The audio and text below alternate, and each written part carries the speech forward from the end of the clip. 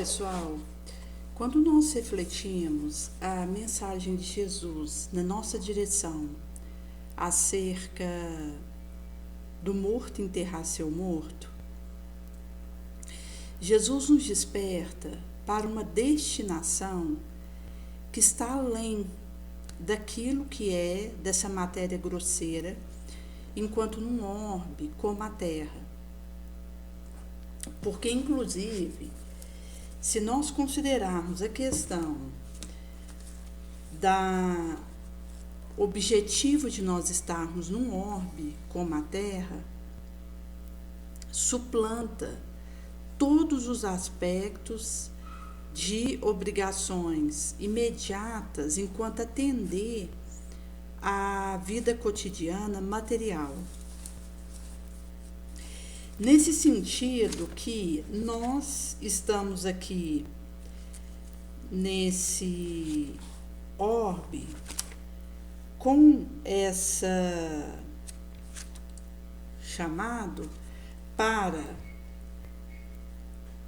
na disposição de seguirmos após Jesus, antes tomando a nossa cruz, podermos de fato viver aquilo que Ele derrama na nossa direção, de nos fazer conhecê-lo, encontrá-lo e aumentarmos a nossa intimidade com Ele.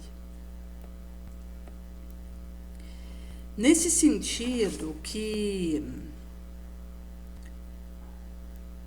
quando nós, por exemplo, encontramos um abandonado pequenino ao qual estendemos um agasalho de esperança nessa vereda imensa, nós estamos tirando o olhar de algo que é estatuído para o mundo e que seria uma imposição enquanto um coletivo de maioria realizar, mas que eu, em optando por ir após Jesus, vou acabar deixando de fazer determinadas escolhas e substituindo essas escolhas por outras melhores. Porque o nosso movimento aqui é de substituir velhos padrões, hábitos que nós temos, por um padrão, por um hábito mais saudável. Porque acaba que eu vou conseguir fermentar um futuro melhor quando eu consigo tecer e edificar hábitos melhores. Caso contrário, eu acabo fazendo a repetição daquilo que estou acostumada até aqui, e isso vai me impedir de poder entrar nesse processo de aprimoramento constante. Visto que a nossa energia, ela é uma possibilidade que eu trago, que me pertence e que eu preciso domar, enquanto uma perspectiva de autoburilamento, que vai se derramar nas interações que aconteçam. Hoje nós havíamos ido com alguns adolescentes assistir 3 documentários. E foi curioso porque um desses relatos era de um adolescente, na época com 15 anos, quando ele fez a gravação desse documentário. E ele partilhava que já houvera vendido bala na esquina da rua, já houvera feito transporte container, que é retirado do navio para entregar num outro local, já houvera trabalhado em camelô em período de carnaval. E ele dizia que nessas andanças dele para sobreviver desde pequeno, pela condição ali da família dele financeiramente precária, o que ele não vendeu foi coisas ruins. Mas tudo que ele pôde ali se envolver enquanto um trabalho e uma ocupação que pudesse render-lhe algum dinheiro para ele ajudar a mãe nas despesas da casa, de modo nobre, ele realizou. E ele dizia que tinha aí um desejo, um sonho de poder um dia adquirir um apartamento num condomínio que ele tinha passado em frente para presentear sua mãe, mas que ele queria fazer um caminho honesto em que ele pudesse, a partir do seu dom, ir colocando esse tijolinho um após o outro. E há um recorte desse documentário em que ele fala sobre um sonho que ele houvera tido referente a um campo de futebol ali do Flamengo que ele torcia, e trouxe alguns nomes de jogadores famosos internacionalmente do Brasil. E ao levantar, ele percebeu que tinha tido aquele sonho, ele colocou uma música, lavou o rosto e saiu para o serviço. E ele acabou tendo esse curta-metragem em que ele participou, sido premiado, e então ele foi chamado a partilhar sua experiência, trocar uma figurinha com vários adolescentes, e acabou que, se num primeiro momento ele estava com um enfoque num sonho, pelo empenho dele em fazer isso de maneira limpa, ele acabou que sensibilizou outros ângulos e conseguiu ter contato com outras realidades que o auxiliaram, que a princípio ele não tinha focado, mas pelo nível da sua doação e da sua proposta limpa, na direção daquilo que ele desejava. O outro curta falou sobre a questão da inteligência artificial, de uma moça que tinha ali um aparelho de IA que acabava que falava para ela o que ela iria se alimentar, despertava ela de manhã, falava para ela sobre a sua agenda, o que ela precisaria organizar para o dia seguinte. E chegou num dado momento que ela, ali, ao marcar um encontro, na verdade tinha sido esse aparelho de inteligência artificial que tinha feito a marcação com ela, porque tinha se apaixonado por ela, e acabou que ela se percebeu perdida dela mesma diante daquela tecnologia. E é curioso, porque quando a gente fala em tempo de internet, se por um lado a gente consegue resolver muitas coisas, se a gente considerar, por exemplo, o WhatsApp, até para oferecer uma ajuda, às vezes resolver uma questão que está pendente, a gente consegue fazer isso num tempo otimizado. Porque ali numa rede você envia e recebe informação com agilidade e pode, pelo encurtamento de distância, enquanto resolver aspectos pendentes, ganhar também tempo. Mas, por outro lado, a gente tem que ter cuidado, porque senão nós não conseguimos fazer a nossa agenda sem aquilo.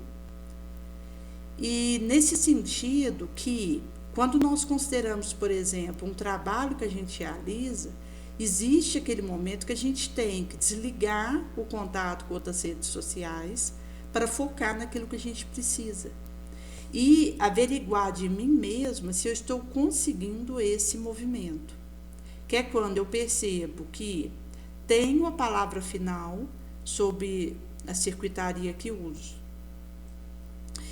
E um outro curta que foi colocado ali é de um adolescente que era do interior de Minas. Ele com a mãe morava em Ribeirão Preto, porque o pai dele era de lá, e esse pai veio a falecer. Então a mãe, com esse filho, vai para Belo Horizonte, e esse adolescente é matriculado numa escola onde ele começa a receber bullying. E o único amigo, enquanto um colega que se aproximou dele para interagir com ele, acabou que foi ameaçado por outros ali da escola de, se caso não se afastasse desse adolescente, ele seria espancado. Então, esse colega receou, se afastou sem dar maior explicação para o outro, e esse que o pai houvera falecido ficou desgostoso, triste com a situação, até que vai mostrando algumas mensagens que foram trocadas de WhatsApp entre os colegas da sala sobre esses dois amigos, dizendo que eles estavam tendo um relacionamento. E enquanto o que acontecia era uma amizade entre os dois, e acabou que no fim do curta, esse amigo que se afastara do outro, devido à ameaça que ele recebeu, resolveu enfrentar a situação e foi encontrar o outro que estava na biblioteca, que inclusive pouco antes tinha mandado uma mensagem para ele, e ele não respondeu com receio dos outros colegas. Trazendo aí o aspecto da intolerância, porque quando a gente fala, por exemplo, a questão do bullying, isso está ligado à intolerância que existe na nossa sociedade. Inclusive porque a comunicação entre as pessoas, que poderia ser saudável, benéfica, ela se transforma numa perseguição gratuita. E, na verdade, vai demonstrar a insegurança e o medo daquele que agride. Porque uma pessoa que está bem consigo mesma, ela não tem tempo e muito menos sente necessidade de diminuir o outro ou de agredi-lo. Pelo contrário, ela deseja levar o ânimo de alguém, levar esperança, consolo, que inclusive é a ocupação do verdadeiro espírita. Consono Kardec traz para nós, na Revista Espírita, que o espírita que realmente veste essa camisa, ele pode sim ter algum desfalecimento por experiências difíceis que ele venha viver, desafiadoras, mas a partir do momento que ele com o tempo vai demonstrando fidelidade à causa, a Jesus, os espíritos superiores também acabam que de forma ostensiva vão dando a ele uma proteção diferenciada. Por isso que a gente tem que ter paciência com o tempo, porque acaba que o tempo é o nosso grande aferidor. Como uma experiência que eu tive na minha adolescência, porque quando eu tinha entrado no período ali dos 13 anos, que é quando o espírito mostra que veio, eu já caí num transtorno importante, e várias experiências ao mesmo tempo vieram a fluxo para mim nesse momento, em que se misturavam diferentes ângulos de expiações, de questões, uma distinta da outra, mas que acabava por estar acontecendo ao mesmo tempo, tendo um espectro de sinergização para mim. E nesse sentido que eu já tinha um desejo, desde esse momento, de ser freira, onde eu pudesse doar minha vida pela causa de Jesus, e pelo acontecimento que eu estava vivendo ali, de múltiplas facetas expiatórias e provacionais que eu experimentava naquele instante, eu acabei não tendo condição psicológica de dar um passo nesse sentido, e entrei num relacionamento afetivo, de namoro, que acabou por me desestrelar de vez. E, à medida que os anos se passaram, eu fui de um transtorno a outro, que chegou num determinado recorte que esse rapaz ele acabou saindo de um curso promissor que ele estava fazendo, até porque ele trabalhava na escola que ele estudava, no laboratório da área que ele fazia técnico, e, portanto, poderia continuar na área mesmo ali, que ele já estava trabalhando, depois que ele formasse, tinha excelentes notas. E ele acabou vindo a deixar esse curso devido ao transtorno que aconteceu para mim, e com isso foi acontecendo um avolumamento, como uma bola de neve. E com isso acabou que, quando eu tive ali a decisão de sair daquele relacionamento, eu precisei envolver uma terceira pessoa para ter força suficiente para fazer aquele movimento. E acaba que naquele momento ali, eu estava realmente com um débito a mais, numa queda espetacular que eu tinha acontecido, e que somente o tempo diria do que realmente estava no móvel por trás daquilo que eu tinha realizado. E foi o que aconteceu. Porque logo depois, quando eu saí da cidade que eu estava, em Mogi Guaçu, e concluí a graduação ali, e fui de volta para Araxá, que é a cidade de onde tinha saído, onde tinha ido,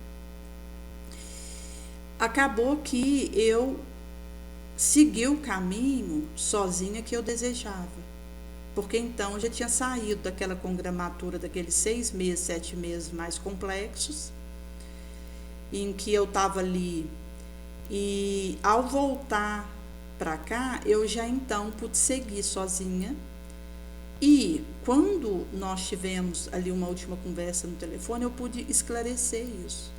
Ou seja, o tempo é que pôde fazer a limpeza desse caminho em que eu me houver enlameado. Então, gente, existem determinadas cotas de confiança que a gente conquista baseado no tempo que a gente permanece naquela proposta nova. A que preço for. Naturalmente que o meio não vai justificar o fim, nem o fim, o meio, nem o início, o fim e vice-versa, mas quando realmente eu estou imbuída de um propósito nobre, o tempo me devolve essa nobilitância. E com isso vai sendo possível, mesmo em estações perigosas, limítrofes, eu ir tecendo e construindo uma edificação elevada para o meu destino. E a mesma coisa acontece quando a gente assume um trabalho com os benfeitores, sob a égide de Jesus. Acaba que, à medida que eu persisto, até porque quando eu inicio esse trabalho, eu estou sob observação. Se nós considerarmos um emprego para ganhar o pão da vida material mesmo, a gente tem um período ali probatório em que nós somos avaliados de forma diferenciada para averiguar nossa aptidão, nossa capacidade real daquele serviço. Igual quando eu tinha passado um concurso do Estado, eu fiquei 3 anos no estágio probatório, ali como professora do ensino fundamental e médio, na área de ciências e biologia. Por 3 anos, eu fui aferida de forma diferente daquele que já não estava no estágio probatório, que já tinha passado aqueles 3 anos e, portanto, era considerado ali um efetivo consolidado naquele quadro. Mas para aquele que entra no concurso e começa aquele serviço, ele é aferido de perto nesse período probatório. Até porque qualquer resvalo da minha parte, eu sendo considerada inapta, eu perco aquela estabilidade daquele concurso, que vai caracterizar esse período de análise mais profunda. Agora, se a gente está falando que para um emprego, para ganhar o pão da vida vulgar, a gente tem período probatório, em que a gente de perto é acompanhado e qualquer deslize da nossa parte pode nos inaptar e nos fazer perder aquele cargo, Imagina para as coisas espirituais, que são as edificações do Espírito, que são eternas, que não começou com berço e que não vai terminar com túmulo, e que diz respeito ao auxílio às outras almas, que estão em situação de viciação, de ignorância, de sofrimento no mundo e que precisam tanto de ajuda, e que os benfeitores, porque nós precisamos ser instrumento do bem por compaixão, apesar de nós, nos capacita e nos usa. Naturalmente, que a partir do momento que eu assumo um trabalho com eles, eu estou sob aferição. Os primeiros anos ali, considerando os 2, 3 primeiros anos que eu assumi aquele trabalho, eu estou sendo acompanhada de perto por eles. Que vai ter o registro gota a gota do que eu estou fazendo com o meu pensamento, com o meu sentimento, com a ocupação do meu tempo, com o aproveitamento da minha energia, do meu trabalho, do meu tempo, com o que eu estou realizando, com a minha palavra, com a minha ação, que é cuidadosamente aferido, porque caso eu não me comprometa no devotamento e no desinteresse a realizar com amor aquele trabalho, eu vou ser considerada inapta. E uma hora eu acabo perdendo aquela instância que eu tive, porque ninguém é insubstituível. Por mais que eu tenha me preparado para realizar um dado trabalho e realize aquilo com excelência, se eu vier a cair, tem outro para me substituir.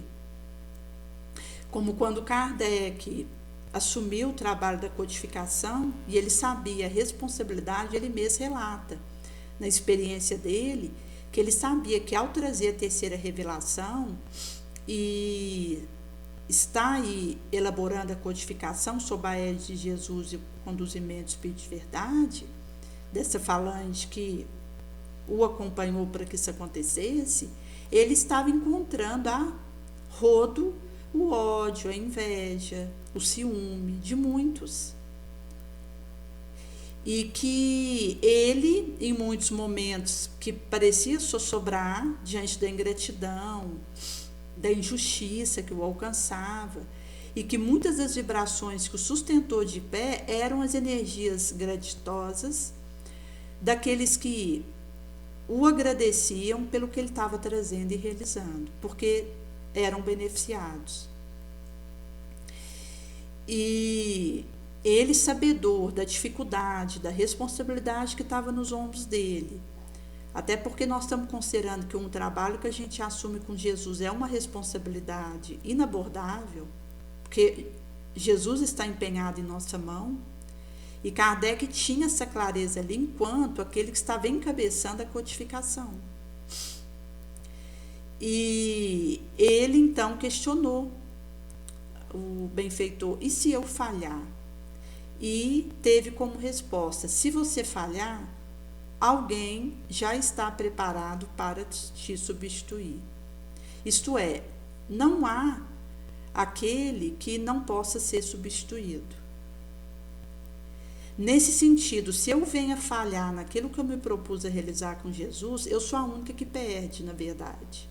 Por mais que a gente considere que muitos que poderiam receber as beneplácias daquilo que eu estou realizando, acaba que não recebe, mas se alguém me substitui, então esse alguém vai começar a continuar o conduzimento do leme desse barco, porque eu me demonstrei inapta. E uma das energias que nos inapta de forma fragorosa é a queixa, é a vitimização, é o derrotismo, é o personalismo. Porque quando nós consideramos que as nossas feridas abertas, que sangram, enquanto terráqueos, é o egoísmo e o orgulho, tudo aquilo que fica alimentando essas nossas chagas e fazendo ainda mais feridas naquilo que já está sangrando e com inflamações, só contribui para nos inaptar. Porque acaba, gente, que aquele que realmente deseja realizar algo, ele bebe de uma renúncia entusiástica, operante, grata. Então, não há tempo de parar nas picuinhas, nas bagatelas, nos somenores. Nós realmente não temos tempo para isso, com todo respeito a quem distribui bagatela e quinquilharia. Mas nós não temos energia, tempo e nem trabalho para despender com isso. Porque estamos imbuídos de levar a boa nova e de nos capacitarmos no limite das nossas forças, que já é um trabalho demasiado exigente, que pede o nosso foco, o nosso tempo integral, o nosso burilamento interior, o nosso autoconhecimento, a oração, a vigilância. Então o tempo já é curto para a gente fazer o essencial que está sendo pedido de nós, ainda mais se a gente for perder ele com bagatela. Então, esse tipo de despertamento moral muda a nossa maneira de enxergar aquilo que está ao nosso redor e a nós mesmos. Por esse motivo que, quando a gente considera o pensamento nobre, honesto, belo, útil, generoso e sadio, amigo e fraterno, são a garantia do positivo auxílio aos outros e a nós mesmos. Nesse sentido que a experiência que nós vamos construindo nesse areal fala também de que onde há amor não vai ter espaço para rancor. E que a nossa fé, ela se expressa no serviço que realizamos. Porque o serviço de fé é a utilidade no orbe. Enquanto essa operosidade no bem que nos logra em paz interior, em harmonia, em equilíbrio. Porque como eu pensar, eu vou crer, e como eu crer, isso vai acontecer. Porque o nosso pensamento, ele cria matéria. Se a gente pegar, por exemplo, o vácuo quântico, que a partir dele existe aí a movimentação energética, que a partir disso vai dar início a uma partícula atômica com as suas subpartículas. Então a gente pode considerar que o átomo, ele vem do vácuo quântico, porque o vácuo pelo vácuo, enquanto um vazio, não existe. Nós, ao olharmos para um vácuo, a gente entende que aquilo é vazio, porque nós não temos instrumento para perceber o que existe ali, as dimensões que se movimentam ali. Mas o espírito elevado, ele vê. E nesse sentido, nós temos aí, enquanto o átomo é a partícula materializada pela energia do vácuo quântico. Eu posso modificar meu campo eletromagnético direcionando a minha vontade. Porque pensamento é campo elétrico, agora sentimento é campo magnético. E por isso que todo aquele que já se encontra bem, ele já ultrapassou o vale do desconforto, da desesperação, da aflição, estando em condições de amparar quem ainda caminha na sombra ignorante. E nesse sentido que, à medida que nós vamos nos livrando das nossas posses, das nossas ambições e vamos amando a liberdade verdadeira, vai acontecendo que, sem desmaio, a gente vai assinalando esse fasto, essa magna carta, esse alfa ômega, que cantoche a audição de todo o Evo. Por isso que vai nos dizer de uma movimentação enquanto a minha energia que eu concentro e esse foco vai fazer o colapso da matéria. E nesse sentido que, se eu tenho esse foco, a matéria ela se comporta como partícula. Enquanto que, se eu não tenho foco, ela vai se comportar como onda eletromagnética.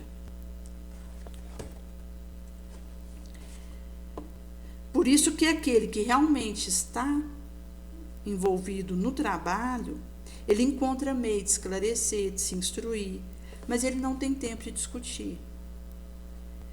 Então, nos capacita a fazer uma escolha que vai traçando para nós um porvir de paz, de serenidade. Por isso que quando Jesus ele traz para nós essa passagem daquele jovem que ali diante dele pede para que antes de segui-lo, ele antes fosse enterrar o seu pai, que foi inclusive num recorte onde Jesus tinha visto a turba que estava ao seu redor e houvera ordenado que partisse para um lado ou outro. E aí um escriba diz para ele: mestre, eu vou te seguir aonde você for. E Jesus disse: as aves do céu têm ninhos, as raposas têm tocas, mas o filho do homem não tem onde fazer a reclinação da cabeça. Um outro dos discípulos houvera dito: Senhor, primeiro permite-me enterrar meu pai. Ao que Jesus então diz: segue-me e deixe que os mortos enterrem seus mortos próprios.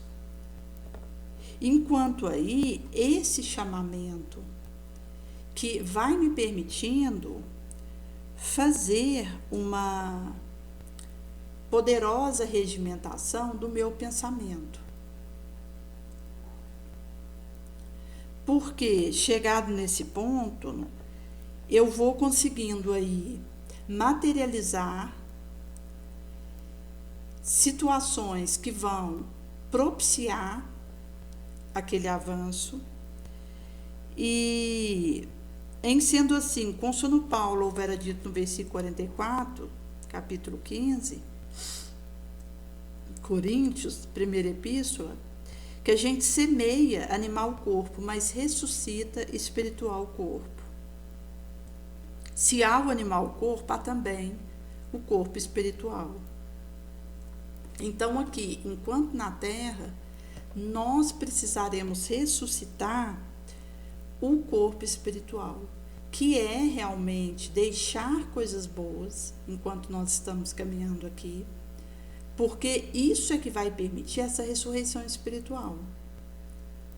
E a gente poder, então, nesse despertamento, ao sair daqui, olhar para trás e percebermos que estamos deixando aqui coisas valiosas, nobres. Nesse sentido que, consoante vai ser traga em evolução em dois mundos, a nossa mente vai elaborar as criações que nos flui da vontade. Vai se apropriar dos elementos que a circundam, a envolvem. E o nosso coronário centro se incumbe de automaticamente fixar na natureza da responsabilidade que nos diga respeito, marcando o nosso ser com as felizes consequências ou infelizes da nossa consciencial movimentação no campo do destino. E é curioso, gente, porque a neuroplasticidade, que adentra aí a biologia quântica, ela nos mostra que os neurônios, eles procuram fazer novas ligações uns com os outros. E isso não depende de idade.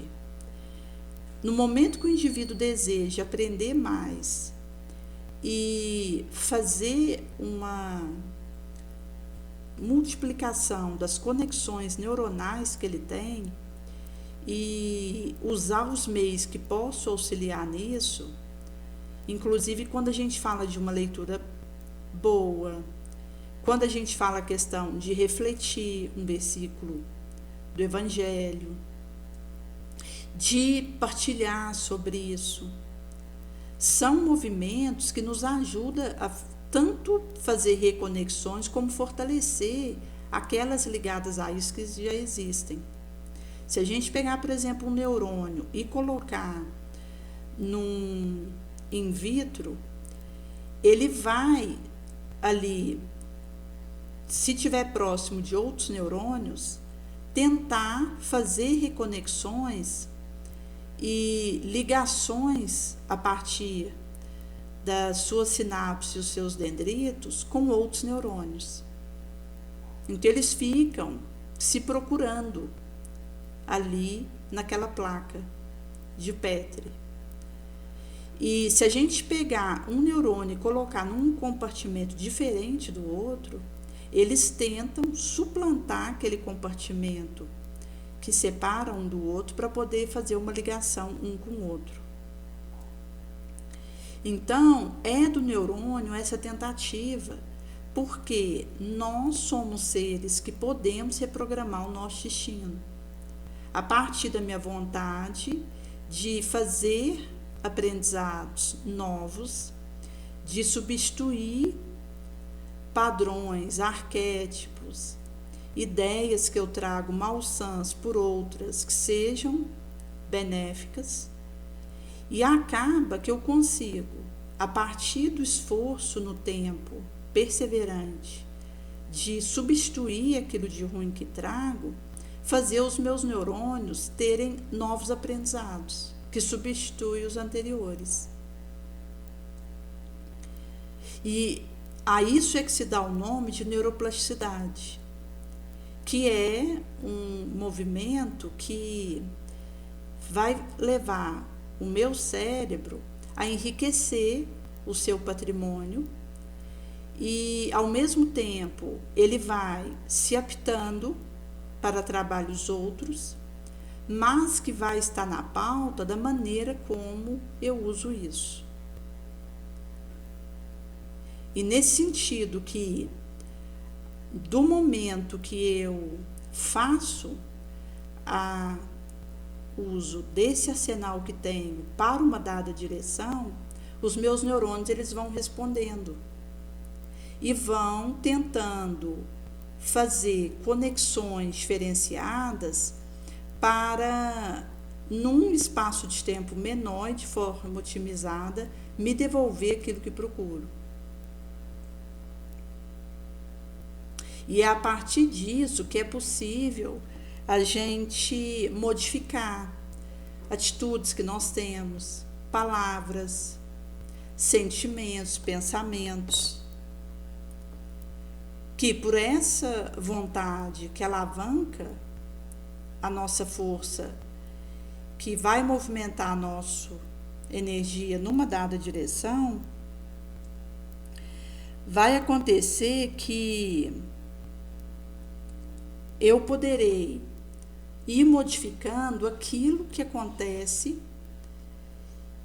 dentro do meu sistema nervoso e, ao mesmo tempo, aquilo que se expressa dele.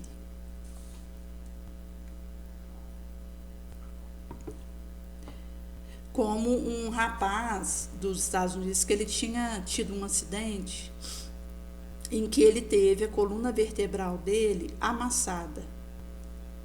E ele ficou tetraplégico e o médico tinha proposto para ele que teria como pegar uma circuitaria artificial para fazer substituição daquela coluna dele, para que ele pelo menos conseguisse ficar de pé, que não seria uma recuperação completa da movimentação dele, e ele recusou.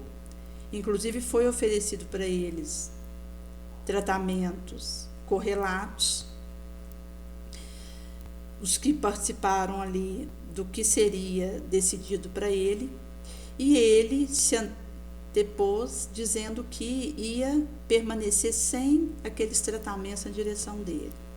Entrou em contato com um amigo que morava no Havaí e pediu para ele um quarto ali na casa dele, para que ele pudesse ficar por um tempo.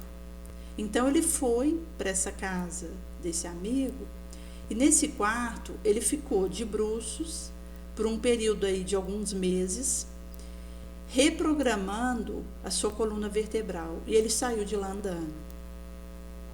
Inclusive ele escreveu o livro Você é Placebo, em que ele relata um pouco aquilo que ele viveu ali naquele quarto. Então, nesse livro Você é o Placebo, ele traz a reprogramação que ele fez da sua circuitaria neuronal, de uma paraplegia, enquanto tem uma tetraplegia pela gravidade, o que aconteceu. Ele conseguiu uma reprogramação tal que ele retoma o movimento das pernas. E vai dizer para nós que a nossa matéria é uma energia que foi tornada visível. Agora, originariamente, toda energia é divina força, de que eu me aproprio para interpor o meu propósito ao propósito da criação, cujas leis nos prestigiam e conservam o praticado bem, mas nos constrange a transformar o mal de nossa autoria no bem que deveremos realizar, porque o bem de todos é o seu princípio eterno.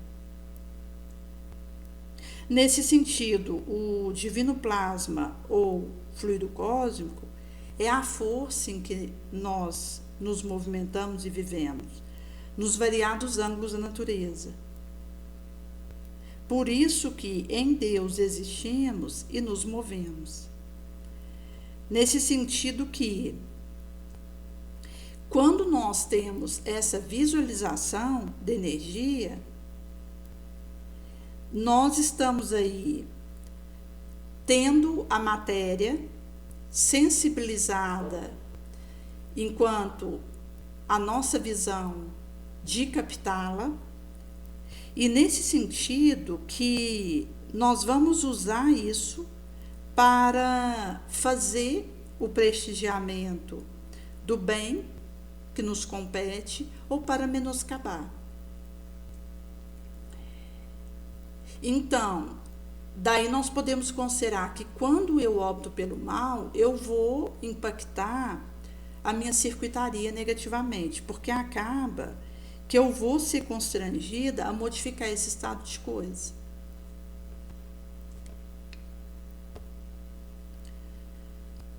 Por isso que, sob a orientação das superiores inteligências, os átomos se congregam imensas colmeias e, sob a pressão dirigida espiritualmente de ondas eletromagnéticas, são reduzidas controladamente às espaciais áreas intratômicas sem perda do movimento, para se transformarem na nuclear massa densada, de que se esculpirão os planetas, em cujo seio as celestes mônadas encontram berço adequado ao desenvolvimento.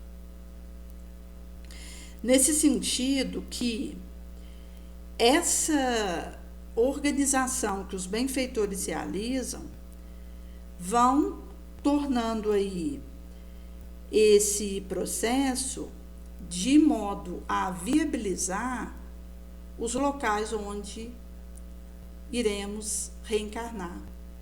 A gente sabe que tem planeta como a Terra, em que a matéria é grosseira, então a diferença ela é grande do estado de encarnado para desencarnado. E cônsono é trago para nós que as beneplácites de Deus são para os espíritos. Então, na verdade, nós aqui, enquanto almas, por sermos espíritos encarnados, ainda estamos num estágio de expiações e de provas e de vicissitudes de todo porte. E por isso que aqui é uma cópia do mundo espiritual, não lá daqui, porque lá a vida é muito mais atuante, inabordável para nós. As riquezas, enquanto as variedades, as felicidades que acontecem no mundo espiritual para aqueles que fizeram jus a isso, o próprio desenvolvimento de dons, os aprendizados que pode acontecer lá, as otimizações de tempo. Nesse sentido que quem está no mundo espiritual e aqui, considerando aquele que conseguiu a vitória sobre si mesmo, está numa colônia onde está podendo trabalhar, vai acontecer que ele tem acesso a um arsenal que nós não divisamos aqui, porque aqui é uma cópia de lá. E para aquele que está no mundo espiritual, ele é o alvo das magnitudes de Deus, enquanto aí o seu cuidado. Para nós que estamos encarnados, a situação muda, porque nós estamos num estágio que é um sopro na eternidade e que implica experiências rudes para que a gente possa evoluir com elas. Por isso que quando eu tenho resiliência e acolhimento do meu processo, acaba que eu faço um aproveitamento disso. Porque nós estamos encarnados, nós precisamos desse estágio aqui. Se eu resolver voltar antes, eu vou piorar a minha situação. Se eu interromper o meu processo aqui de modo próprio. E nesse sentido mostra para nós que o estágio enquanto encarnado é um presente que a gente recebeu, mesmo a gente sabendo das rudezas que fazem parte da nossa trajetória aqui. Onde, mesmo que nós estejamos no nosso esforço máximo, nós enfrentamos desafios, situações inesperadas, perplexidades. Por isso que nós somos orientados a não nos espantarmos com o que quer que seja, nem mesmo com as bênçãos, não nos afligirmos com o que quer que seja. Porque quanto mais eu mantenho a minha serenidade interior, melhor eu consigo fazer o aproveitamento que preciso. Então, todo tipo de afetação, de superexcitação, de sensibilização mórbida nos prejudica. Porque o equilíbrio, inclusive porque a nossa emoção, se ela fica muito acalentada e nutrida, a gente foca a atenção naquela energia demandosa que está acontecendo pelo nosso sentimento. Isso pode nos desatrelar e nos prender a algo negativo. Então, quando eu tenho a serenidade dessa temperança, essa circunspecção, essa prudência, e de não me fiar nas aparências, eu consigo aí um bom senso para me manter harmonizada.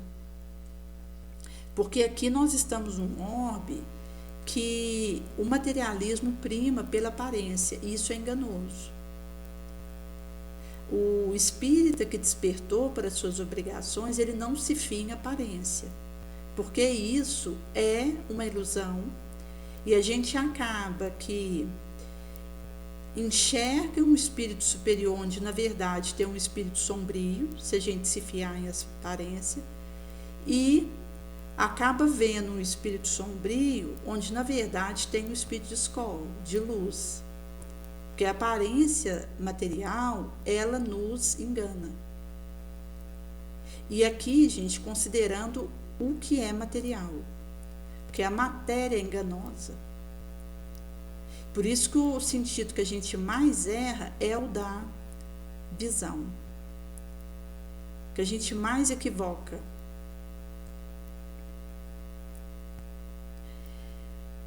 Nesse sentido que à medida que vai acontecendo esse conhecimento de que existe uma energia e que essa energia ela é entregue para nós para ser movimentada da melhor maneira possível,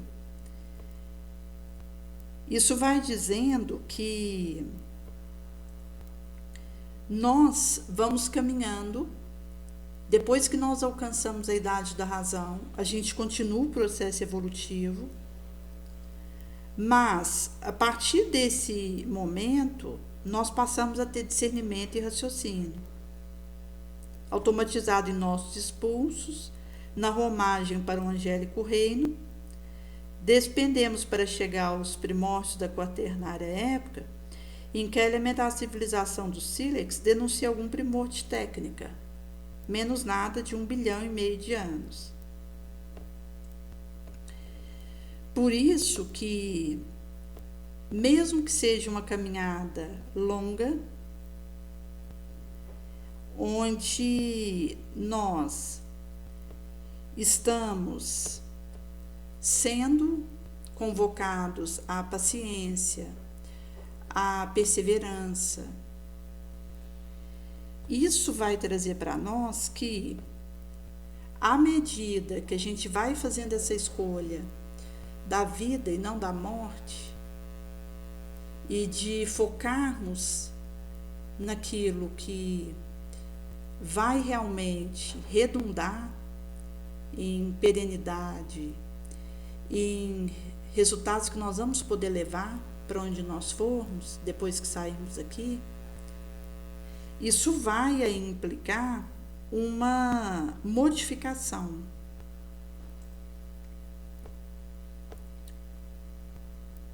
Nesse sentido que é uma experiência de convertimento do plasma divino em cósmicas habitações, de expressões múltiplas, obscuras ou radiantes, sólidas ou gaseificadas, obedecendo a predeterminadas leis, quais moradias, que perduram via milênio e milênio, mas se desgasta e transforma, por fim, porque o criado espírito ele pode cocriar ou formar, mas o Criador de toda a eternidade só o é Deus. Em sendo assim que, quando é trago para nós a questão da nossa caminhada aqui, isso vai nos dizer que existe uma escolha, uma decisão que eu tenho liberdade para tomá-la. Inclusive, gente, quando nós consideramos que exatamente porque eu tenho aí essa livre-arbítrio, é que vai acontecer de eu poder ser hoje melhor que ontem e amanhã melhor que hoje.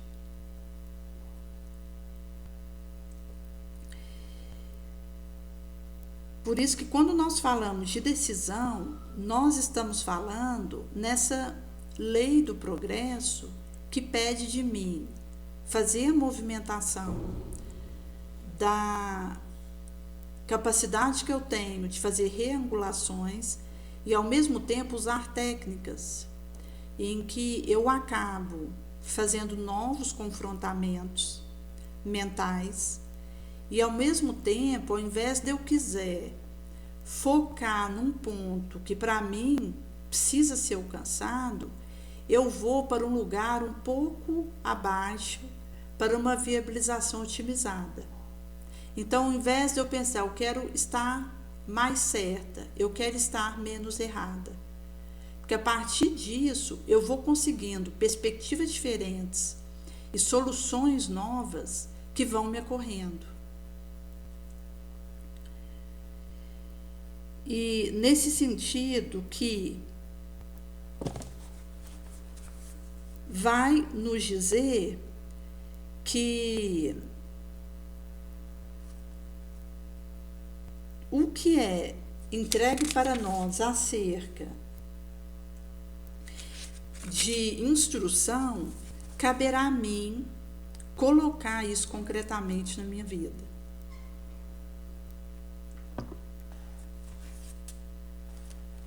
Por isso que cônsul não vai ser trago para nós. No guardaço da avareza, em que um homem houvera dito para Jesus o pedido de que o irmão dividisse com ele a herança que houvera cabido a eles, mas Jesus responde que ele não houvera sido estabelecido para julgar esses irmãos ou para fazer as suas partilhas. E depois ele vai dizer: tente cuidado e vos guardar da avareza, porque na abundância que for que alguém esteja, sua vida não depende daquilo que ele possua. E é quando Jesus vai trazer aquela parábola em que um homem tinha feito uma produção extraordinária e ele não sabia o que fazia para poder encerrar tudo que ele tinha colhido. Então, ele decidiu derrubar os celeiros que ele tinha, construir outros maiores para colocar tudo que ele tinha colhido. E disse a si mesmo que ele tinha bens reservados para anos muito, para ele repousar, beber, comer, ostentar. E Deus diz para ele: insensato, vai ser retomada sua alma essa noite. O que vai servir o que você amontoou? Trazendo aí as decisões que eu tomo nas minhas movimentações. Porque existem várias maneiras de nós fazermos acúmulos. Enquanto a proposta aqui nesse orbe, em que nós poderemos movimentar uma série de recursos a nós emprestados aqui, e tendo em vista enchermos nossos celeiros, seja da evidência, seja do retorno midiático, seja da aparência, do próprio retorno financeiro. Existem vários aspectos de acúmulos que essa passagem traz para nós e que mostra que enquanto nós estivermos essa ganância dentro de nós, muitos aspectos poderão ser alvo de acúmulos em que a gente vai juntando e acaba que aquilo se perde. Até porque existe aí a perspectiva de reter para mim. Chega um momento que aquele escoa da minha mão, e nesse sentido, quando a gente diz que o pão partilhado é mais saboroso, porque quando eu coloco isso no movimento da multiplicação ao meu redor, acaba que se encontra a sua própria destinação. Vai encontrando o seu lugar. Que é curioso, gente, que até para gente entregar alguma coisa, a gente precisa ser desapegado, não só no momento que a gente entrega, mas depois. Porque caso contrário, eu me libero de um dado acúmulo, entrego aquilo e depois eu vou querer saber o que foi feito daquilo, se eu não tiver desapego suficiente. No sentido de desejar uma aferição, uma averiguação do que aquele que recebeu a minha doação fez. E antes a gente errar ajudando do que deixar de ajudar. E nesse sentido que quando eu realmente me proponho a fazer uma doação, a desfazer dos meus acúmulos, seja ele qual for, eu não vou ter preocupação do que o outro está fazendo com isso. Eu simplesmente entrego. Distribuo aquele pão, seja esse pão encerrando o que for. Meus dons, um dinheiro que eu tinha guardado, roupa que eu tenho no armário. Seja o que for que eu tenha em acúmulo, ao decidir fazer isso que Jesus nos pede, que é distribuir, ao invés de pensar em acumular e garantir a minha tranquilidade, eu pensar no outro antes e entregar isso, quando existe essa proposta dentro de mim, genuína, o que o outro vai fazer com isso não diz respeito a mim.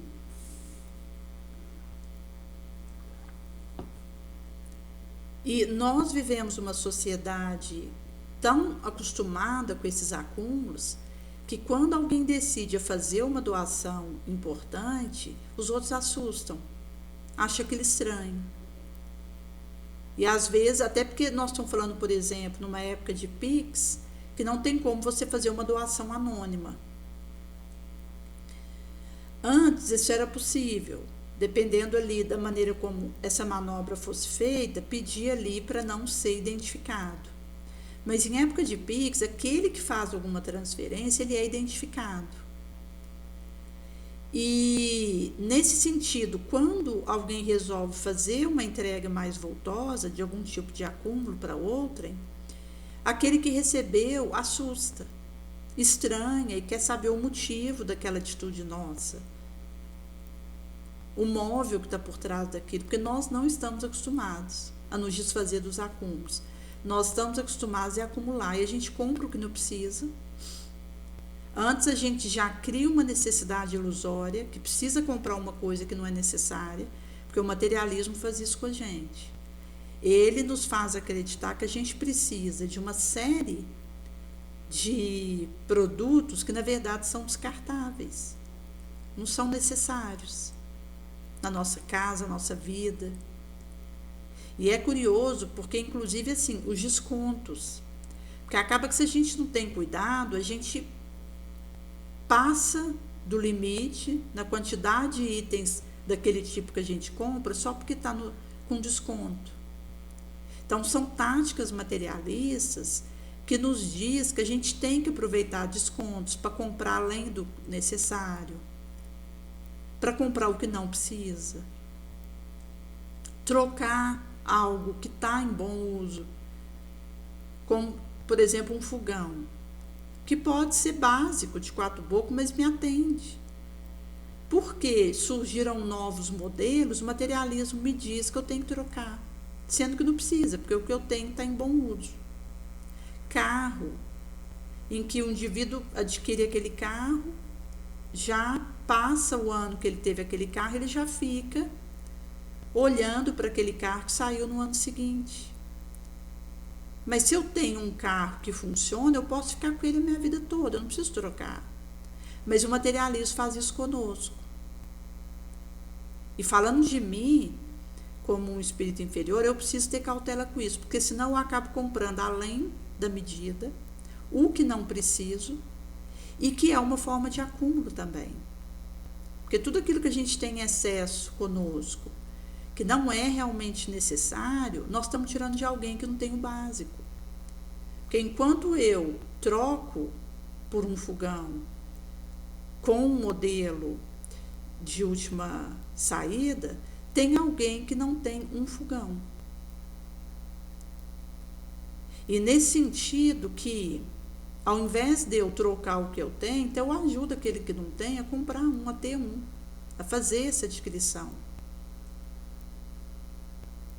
Mas são questões que nós, enquanto terráqueos, todos estamos a braço com isso, porque nós estamos sendo bombardeados com as ideias materialistas que nos ditam conduta, nos ditam moda, nos ditam rotina. E por isso que quando a gente fala de rede social, mesmo sendo um meio poderoso para levarmos a boa nova, eu preciso ter cuidado para não me perder nessa rede. Primeiramente de mim mesma, enquanto aí ser levada pela multidão. Então, eu tenho que estar na posse de mim mesma, nesse autocomando, para conseguir usar aquele instrumento que está na minha mão, enquanto aquela internet, para algo que vá produzir bons frutos.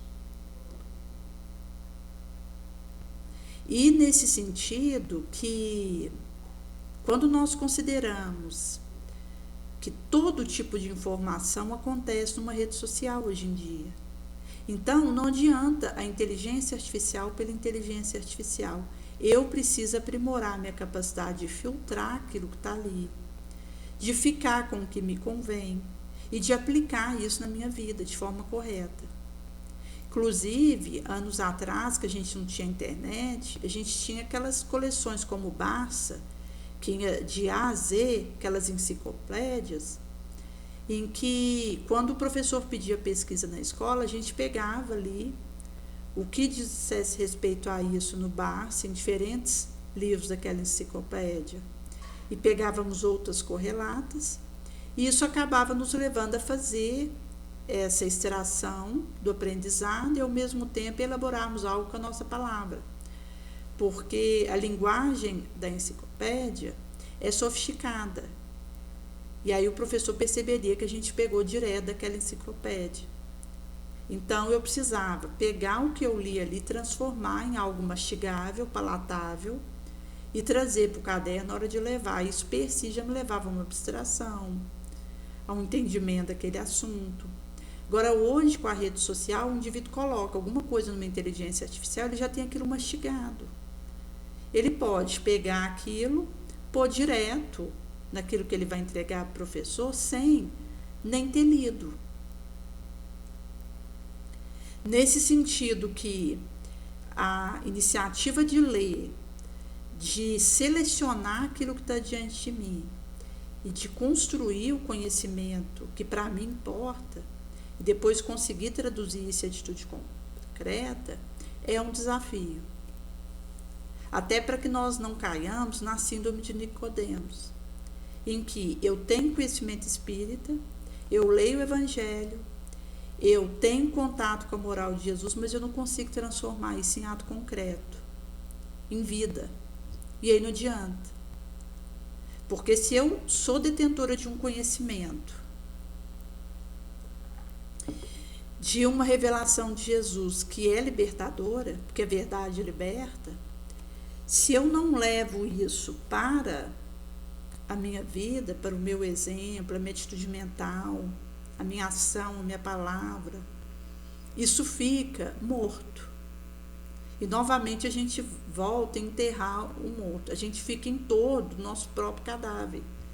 Porque a gente não faz frutificar o conhecimento que chega até nós, aquilo que nós estamos abstraindo e absorvendo em atitude concreta, que é um risco. Por isso que, nesses tempos que nós vivemos, essa é uma urgência, onde Jesus ele vem pedir para nós para ficarmos no que importa, no essencial. E por isso que, quando nós somos confrontados com essa urgência de fazermos as melhores escolhas, isso também vai dizer do futuro que nós vamos colher. Porque se eu hoje não estou melhor do que ontem, se amanhã eu não me melhoro em relação a hoje, eu vou colher um futuro como tem sido até aqui. Eu não vou subir moralmente. Nesse sentido que, quando nós estamos imbuídos dessa verdade, acaba que será descerrado para nós uma vida espiritual estuante, que eu já posso começar a viver desde aqui. Porque a espiritualidade é que nos traz a vida verdadeira. A existência terrestre é passageira e transitória, uma espécie de morte. Se a gente comparar isso à atividade espiritual, vive seu esplendor. Então, o nosso corpo é um grilhão que nos prende à terrena gleba, do qual nós nos sentiremos felizes em libertarmos disso. Nesse sentido que, se eu tenho um respeito consagrado ao morto, não se prende à matéria, mas é o espírito que está ausente. Na verdade, o meu carinho, a minha saudade é daquele espírito ente querido que se foi, não é do seu organismo físico.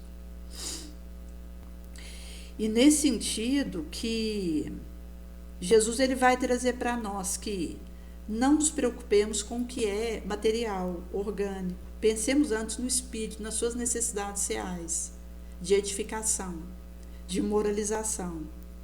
Vai ensinar o reino de Deus. Levar para os homens que a pátria verdadeira deles não é a terra, mas o céu.